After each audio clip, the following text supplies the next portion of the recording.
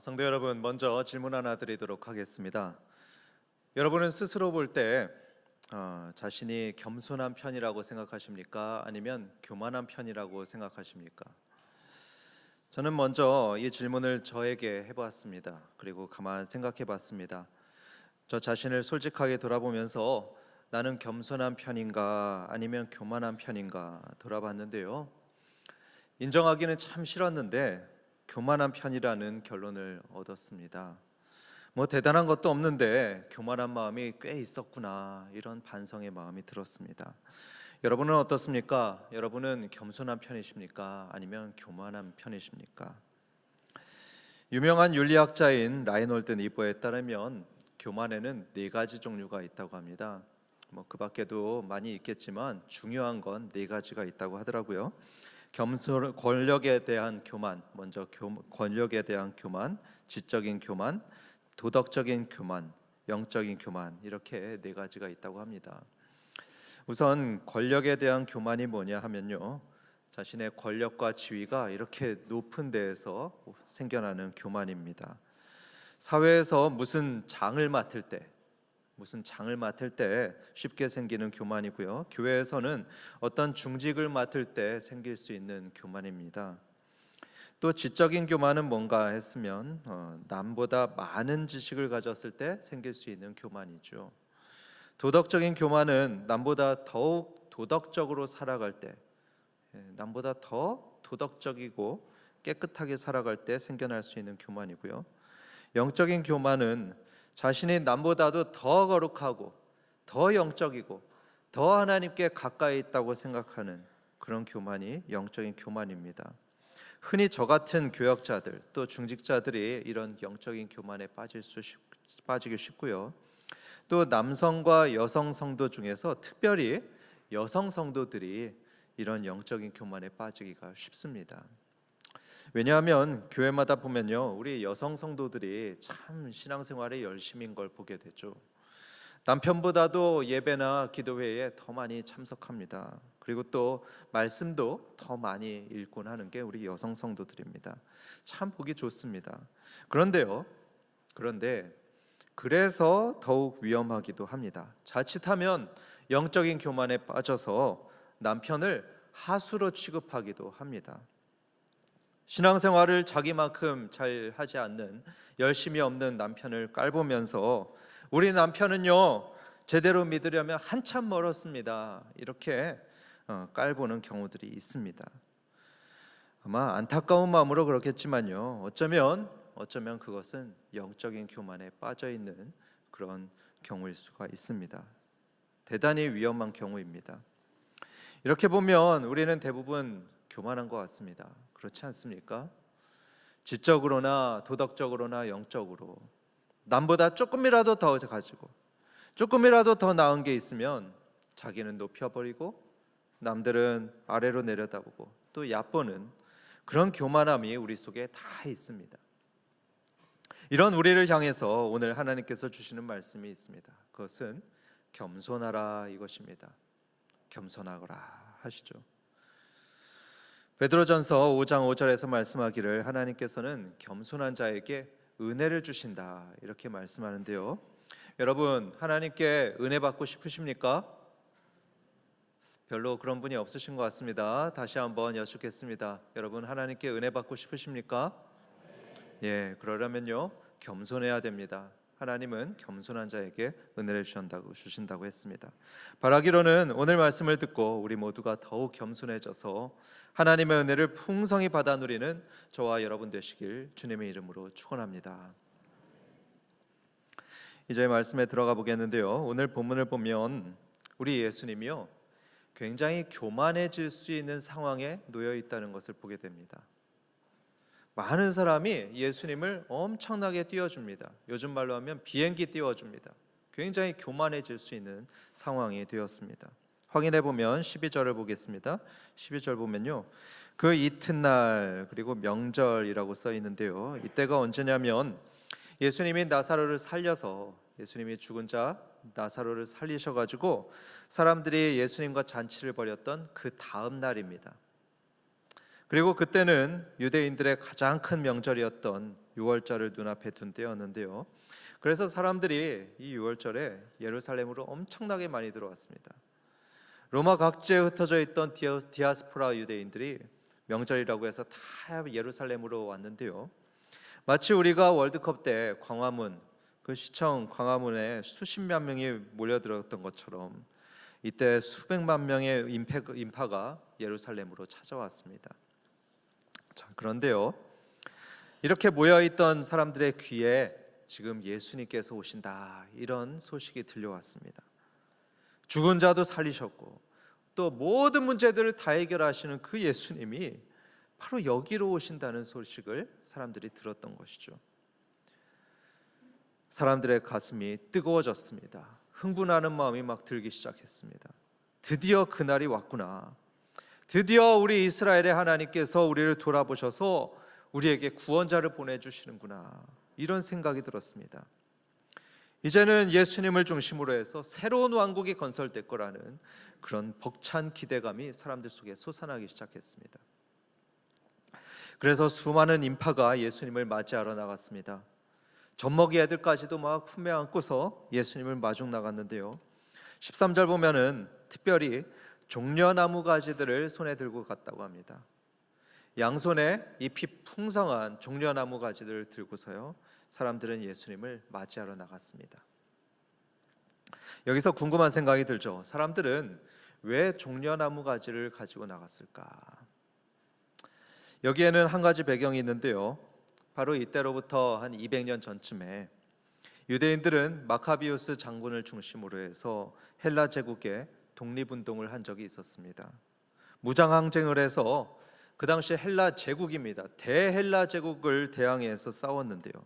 놀랍게도 이 사람들이 전쟁에 승리합니다. 승리해서 예루살렘에 승리의 입성을 하던 때가 있었습니다. 그때 사람들이 뭘 했냐면 이 종려나무 가지를 막 흔들어댔습니다.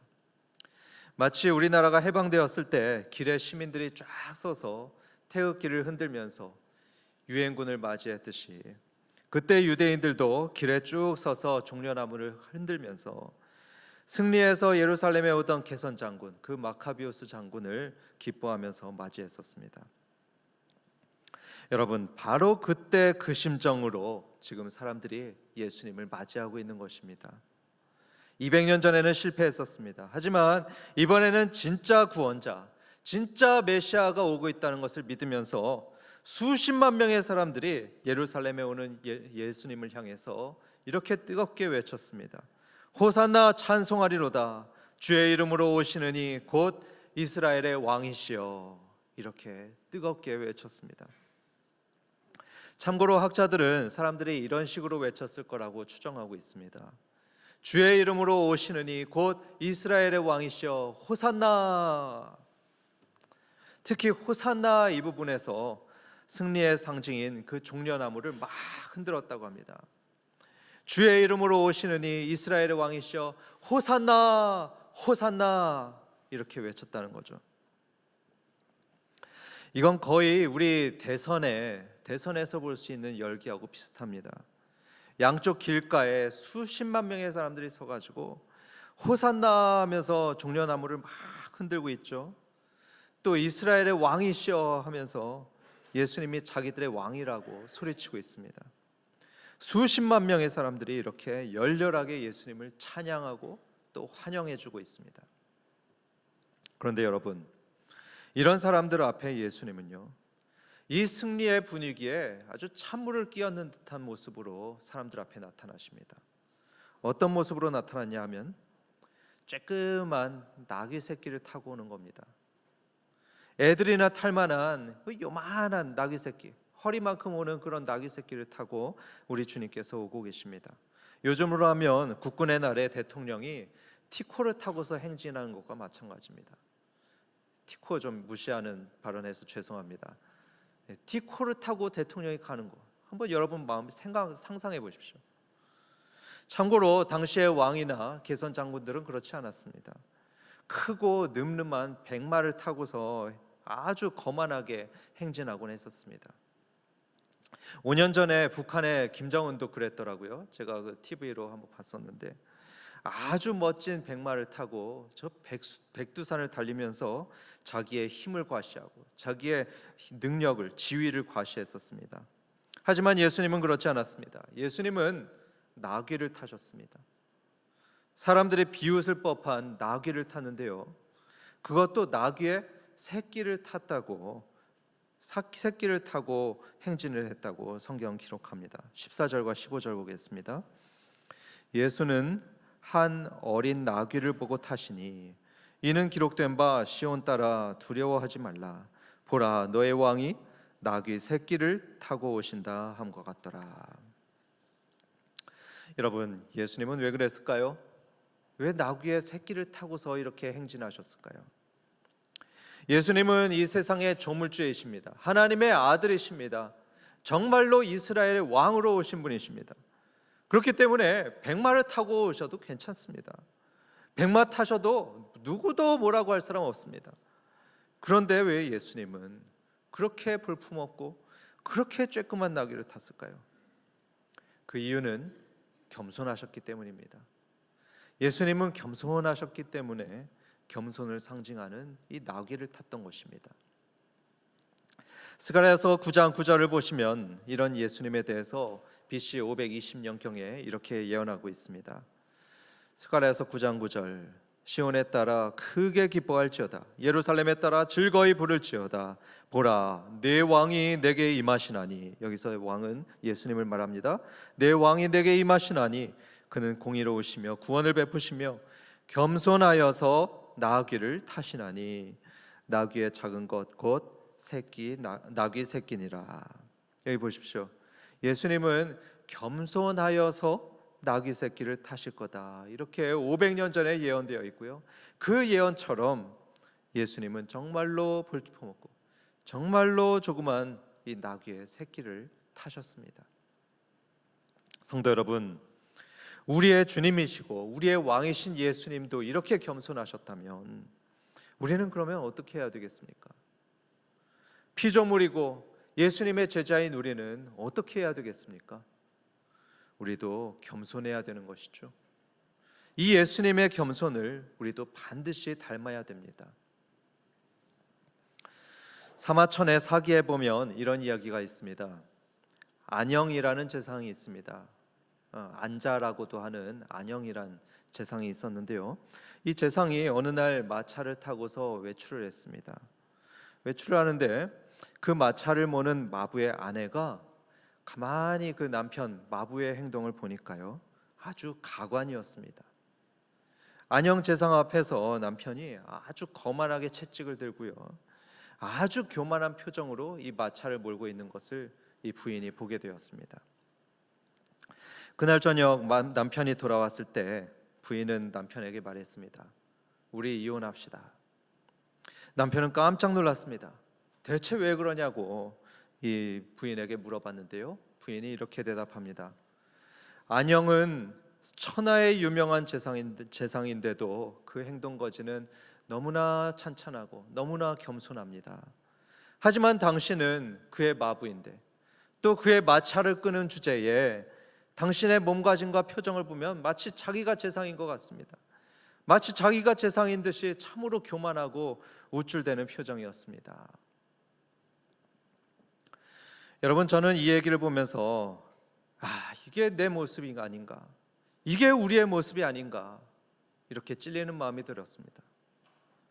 저와 여러분은 어떻습니까? 하나님께 위임받았습니다. 위임받아서 직장이든 교회든 어떤 자리에 있는 거고요, 하나님이 맡기셔서 지금 우리가 이것도 가지고 저것도 가지고 있는 건데 마치 내가 잘나가지고 마치 내가 잘해가지고 그걸 가진 양 우쭐대고 있습니다. 마치 내가 지혜로워서 내가 노력해서 이 모든 걸 누리는 양 우쭐대고 있습니다. 하나님이 보실 때 얼마나 웃기겠습니까? 하늘에 계신 분이 비웃을 거라고 말씀합니다. 하나님이 보실 땐 고작 마부에 앉아 있는 사람인데 마치 대단한 사람이 된 양 남들을 깔보고 무시하면요, 하나님이 비웃으십니다. 비웃으십니다. 사랑하는 성도 여러분, 예수님은 나귀 새끼를 타셨습니다. 새끼 나귀를 타셨죠. 우리 주님이시고 왕이시면서도 예수님은 그렇게 겸손하셨는데 우리는 마치 우리가 주님인 양, 우리가 왕인 양 교만하고 우쭐대는 모습이 아닌가 한번 반성해 봅니다. 바라기로는 저나 우리 성도들 모두 어린 나귀를 타신 예수님 꼭 기억하시고 그 예수님 닮아서 겸손한 성도들 되시길 주님의 이름으로 축원합니다. 그렇다면 성도 여러분, 우리는 어떻게 겸손해질 수 있을까요? 그 방법에 대해서 19세기 최고의 개혁주의 목사이자 박사이신 앤드루 머레이는 겸손이라는 책에서 두 가지의 겸손에 이르는 방법을 소개하고 있습니다. 그 중에 첫 번째 방법은 뭐냐면요, 따라해 보겠습니다. 다시 따라해 봅니다. 계속해서 자신을 낮춘다. 기회가 될 때마다 자기를 낮추는 것입니다.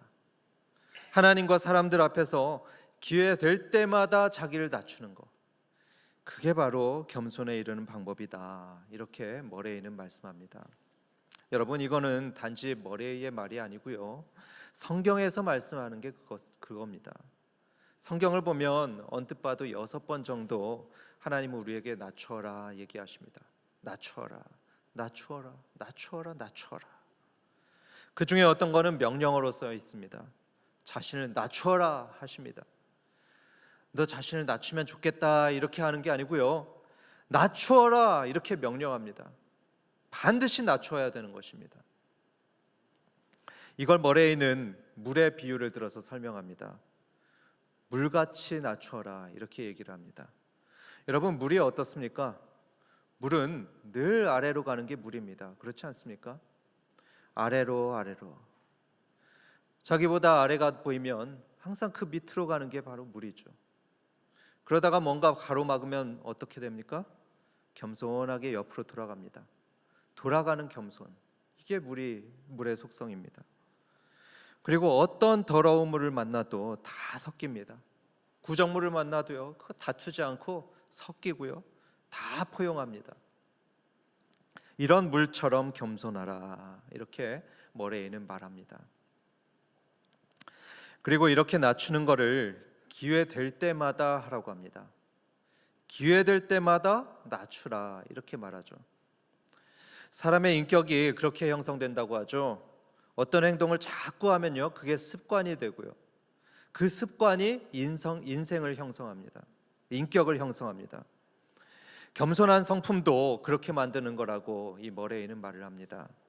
늘 낮은 자리에 가고 기회 될 때마다 섬기는 행동을 하며 자기를 낮추고 대신 남은 높여줍니다.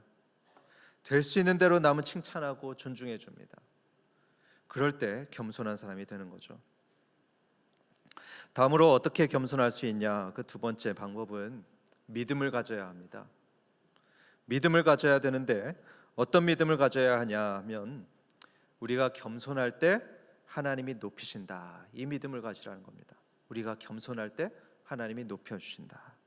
따라해 보겠습니다. 겸손하면 하나님이 높이신다. 그렇습니다. 그런 믿음을 가질 때 우리는 조금 더 겸손해질 수 있습니다. 하나님은 겸손에 대해서 이런 약속을 하셨습니다. 두 개만 꼽아봤는데요, 야고보서 4장 6절입니다. 같이 읽어보겠습니다. 하나님이 교만한 자를 물리치시고 겸손한 자에게 은혜를 주신다. 교만한 자를 물리치시고 겸손한 자에게 은혜를 주신다. 또 누가복음 14장 11절입니다. 시작. 무릇 자기를 높이는 자는 낮아지고 자기를 낮추는 자는 높아지리라. 여러분, 이거 하나님의 약속입니다. 자기를 낮출 때 하나님이 높이실 거라는 약속, 이거 꼭 믿으시기 바랍니다. 반대로 교만해가지고 자기를 자꾸 높이고요, 또 남은 무시하고 깔보고 업신여기면요, 그럼 은혜를 받을 수 없습니다. 그렇게 자꾸 교만하면 은혜를 받을 수 없습니다. 받았던 은혜도 떠나고요, 그는 반드시 낮춰집니다. 생각해보면 참 무서운 일입니다. 받았던 은혜가 떠나고요, 낮춰지게 됩니다. 이렇게 여러분, 겸손하면요, 하나님의 사랑과 은혜를 받는다는 그 주님의 약속, 그 명제를 믿으시고, 반대로 교만하면 하나님의 미움을 받고 은혜가 떠난다는 그 명제를 기억하실 때, 그럴 때 우리는 겸손할 수 있습니다. 겸손해져서 하나님뿐만 아니고 사람들에게도 사랑과 또 은혜를 받게 되는 거죠. 손흥민 선수가 바로 그 좋은 예입니다. 여러분, 제가 아는 선수 중에서 손흥민 선수가 제일 겸손한 선수인데요. 이 손흥민 선수의 인터뷰를 보면은 적어도 제가 아는 한은 한 번도 자기가 잘해가지고 골을 넣었다는 말 하는 적이 한 번도 없었습니다. 내가 좀 더 집중하는 덕분에 골을 넣었습니다. 제가 이 기술을 쓰는 덕분에 골을 넣을 수 있었습니다. 이렇게 말하는 게 한 번도 없었습니다. 대신 케인이 패스를 워낙 잘해줘가지고 제가 골을 넣었습니다. 저희 팀이 워낙 열심히 뛴 결과로 이렇게 좋은 결과를 얻었습니다. 이런 식으로 늘 동료를 높여주고 늘 감독을 또 팀을 높여주는 그런 식으로 손흥민 선수는 늘 그렇게 인터뷰를 했죠. 그러니까 대부분의 선수들이 그 선수를 좋아합니다.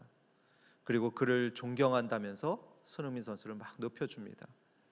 그래서 그를 주장으로 세워졌죠. 그리고 토트넘 최초의 외국인 주장이 되었습니다.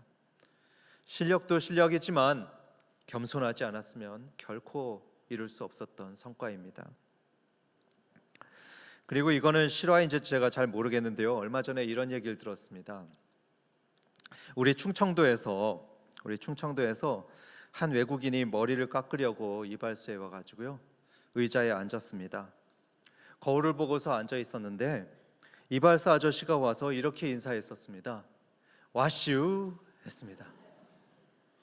그런데 이 외국인은요, 그 말을 어떻게 알아들었냐면요, 영어로 What see you 이렇게 알아들었습니다. 당신 뭘 보냐 이렇게 알아들은 거죠. 속으로 이상한 질문을 다 하네 이렇게 생각하면서 외국인은 대답했습니다. Mirror. 앞에 거울이 보이니까요, 나 거울 본다 한 거죠. 그러니까 이발사 아저씨는 Mirror? 오케이 하면서 머리를 싹 다 밀어버렸다고 합니다. 여러분, 잘 모르는데도 물어보지 않는 거요, 그거 교만입니다. 겸손한 사람은 어떻습니까? 자기가 모른다는 거 잘 알죠, 그렇죠? 그래서 잘 모르는 거 질문하고요, 또 조언도 구하고 도움도 구합니다. 그게 지혜입니다. 하지만 교만한 사람은 어떻습니까? 사실은 잘 모르는데 안다고 생각합니다. 못 알아들어도 아는 척을 하죠. 배우려고도 안 하고 조언도 안 구합니다. 그러다가 그렇게 낭패를 당하곤 합니다. 이런 태도는 신앙에 있어서는 심각한 문제가 발생할 수 있습니다. 세상에 그런 사람이 많습니다. 하나님이 누군지도 모르고 영적인 세계도 모르고 인생의 목적, 죽음, 영생 그런 거 하나도 모르는데 마치 다 아는 것처럼 죽으면 그냥 없어지는 거지 뭐, 하나님 없어, 사람이 만들어낸 거야, 이런 식으로 자신 있게 말하는 사람들, 또 철학자들이 많이 있습니다. 하지만 성경은 그들을 두고 어떤 사람이냐고 하냐면 어리석은 자다 합니다. 시편 14편 1절에 어리석은 자다 합니다. 모르면서도 아는 채 하는 그런 교만하고 어리석은 사람이고요, 성경은 경고합니다. 그 교만과 그 어리석음 때문에 그들이 반드시 망할 거라고 성경은 경고하고 있습니다. 사랑하는 여러분, 명심하시기 바랍니다. 겸손은 행복과 영화로 가는 통로고요, 교만은 불행과 멸망으로 가는 통로입니다. 겸손은 행복과 영화로 가는 통로고 교만은 불행과 멸망으로 가는 통로라는 거 여러분 꼭 기억하시기 바랍니다. 머레이는 말합니다. 겸손은 모든 은혜와 미덕의 뿌리다 합니다. 그래서 겸손이 없다면 하나님을 모실 수도 없고요, 사랑과 기쁨도 사라집니다. 하지만 겸손하면 겸손할수록 그는 하나님과 가까워집니다. 가장 겸손한 사람이 가장 하나님과 가까운 사람입니다. 그래서 어거스틴은 이런 말을 했습니다. 신앙의 인생에 있어서 가장 첫 번째 덕목은 겸손이다 했습니다. 두 번째 덕목도 겸손이고요, 세 번째 덕목도 겸손이다 했습니다. 신앙에는 역설이 참 많습니다. 신앙의 역설이 참 많은데요, 겸손도 마찬가지입니다. 자신을 높이면 낮아지고요, 자신을 낮추면 높아집니다.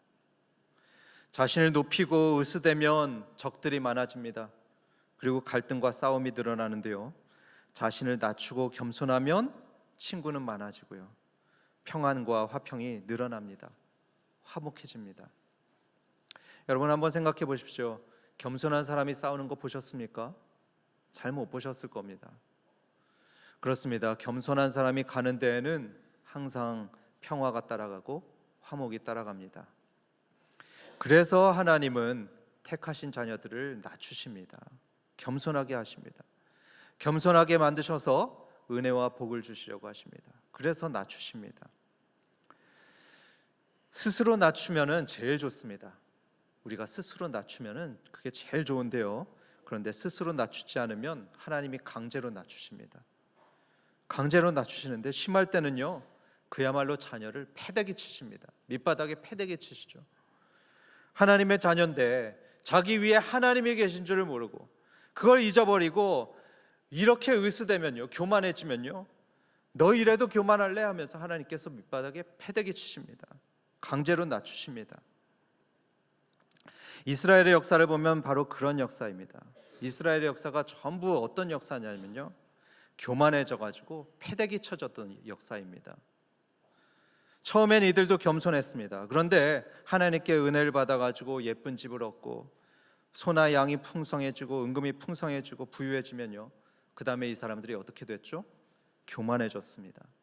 내 능력으로 얻은 거다, 내 지혜로 얻은 거다, 내 손으로 얻었다 이러면서 다른 신들을 찾습니다. 하나님을 잊어버립니다. 그러니까 하나님이 패대기를 칩니다. 내 마음과 내 뜻대로 되는 게 하나도 없게 만드시죠. 만나기 싫은 사람 만나게 하시고 원수 만나게 하시고 대적을 만나게 하셔서 이스라엘 사람들이 패배하게 만드시고 또 포로로 끌려가게 만드셨습니다. 그러면 그제서야 이스라엘이 어떻게 됐죠? 겸손해졌습니다. 바짝 엎드리면서 겸손해져 가지고 하나님, 이제 하나님 말씀대로 살겠습니다. 하나님을 의지하며 살겠습니다. 이렇게 겸손해지면서 다시 은혜 받은 것, 그게 바로 이스라엘의 역사였습니다. 그래서 사랑하는 성도 여러분, 높아지려고 하지 마시기 바랍니다. 그거는 패망의 길입니다. 열심히 살고 또 최선을 다하다가 하나님께서 높여주시면 높아지는 거죠. 그런데 그렇지 않고 우리 인생의 목적을 저 높은 데에 두고 또 저렇게 부유한 데 두려고 하면은요, 그거는 교만의 길을 가는 것입니다. 패망의 길을 가는 것입니다. 그걸 우리는, 또 우리 자녀들은 반드시 알아야 됩니다. 결론을 맺겠습니다. 우리는 오늘 나귀 새끼를 탔던 예수님을 봤습니다. 너무나 겸손하셨던 예수님을 우리는 보았습니다. 이런 예수님을 닮아서 마치 물처럼 늘 자신을 낮추고 늘 낮은 데로 가셔서 겸손한 자들에게 주시는 하나님의 은혜, 그 하나님의 사랑을 풍성히 누리는 우리 한박교회 성도들 되시길 주님의 이름으로 축원합니다.